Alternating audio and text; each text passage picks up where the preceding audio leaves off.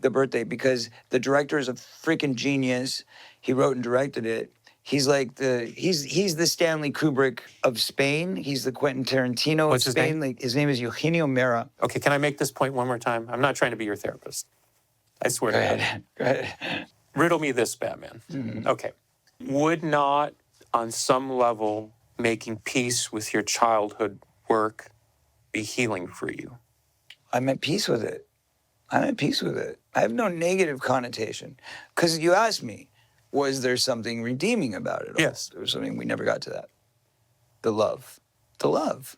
The Because love in the work, or the love that people have for the work? No. The love in the work, the love in the moment. The love is the fact that I'm still friends today with Ke Huy Quan, with Sean Astin, with Cary Green, with Josh Brolin, with Jerry O'Connell, with Will Wheaton. Like these Jameson Newlander, these kids that you grew up with. And not just the kids, Richard Donner became a father to me. He was the closest thing to a father that I ever knew.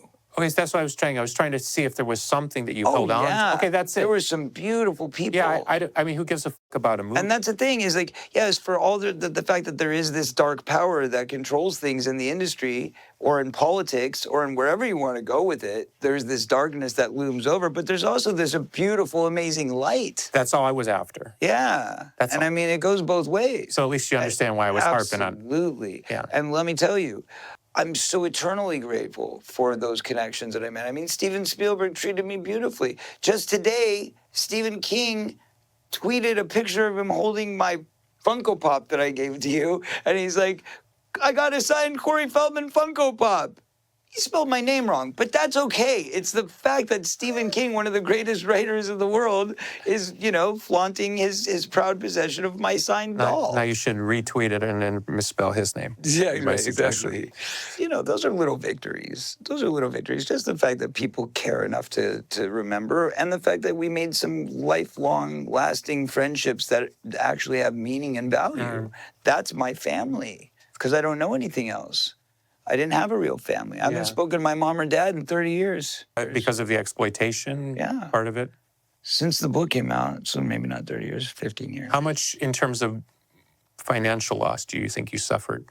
Which part? Tell me, I don't know. My money was always taken. It was always taken. Do you have an estimate of that? Millions. I mean, yeah. I made $1 million by the time I was 14 years old. I went to the producers, had pension, health, and welfare, because I wanted to get emancipated and get away from the slave trade. And I said, what's my buyout? What have I made so far? What do I have left? How do I get out?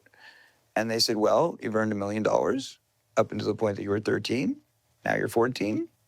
And what's left in your account? $40,000. So I went to start the emancipation process, which, by the way, was gilded by and championed by the pedophile who was in my life that my father assigned to me through his work. So this pedophile comes in and, hey, we got to get you free of these awful parents. They're terrible. Let's do drugs and, take advantage of you when you're sleeping, and then we can use the daytime to go and hire a lawyer and find you some clear defense. So how screwed up is your head then when the guy who's the bad guy is the one that's saving you? Yeah. Right. So anyway, he got me through getting the lawyer, getting to the emancipation part, and then proving to the courts that I was able to sustain a life without being supported by parents, because I was never supported by parents. Yeah. I've never known what it's like to have a mom or dad bail you out. I will never know what it's like to have your parents pay for your school.